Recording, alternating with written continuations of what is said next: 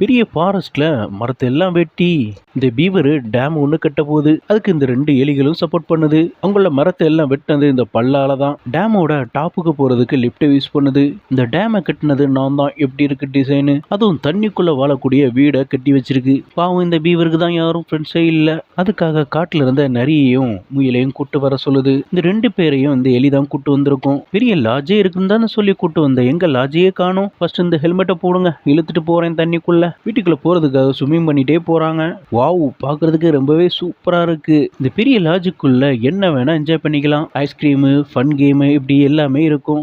வாட்டி இந்த லாஜுக்கு வரதுனால இவங்களுக்கு கொஞ்சம் நர்வஸாவே இருக்கு. வந்ததுக்கு அப்புறமா அந்த இடத்தை பார்த்துட்டு ரொம்பவே பிரம்மாண்டமா இருக்குன்னு சொல்றாங்க. இப்ப பீவரும் ஃபாக்ஸும் க்ளோஸ் ஃப்ரெண்ட் ஆயிட்டாங்க. எனக்கு ஐஸ்கிரீம்னா ரொம்பவே பிடிக்கும், உனக்கு பிடிக்குமா நண்பான்னு கேக்குறான். எனக்கு ஸ்ட்ராபெரினா ரொம்பவே பிடிக்கும். அப்படின்னா வந்து எடுத்துக்கோ. முயலும் அந்த நீங்க போங்க, நான் பின்னாடி வரேன். இந்த கதை உங்களுக்கு பிடிச்சிருந்தா லைக் பண்ணுங்க.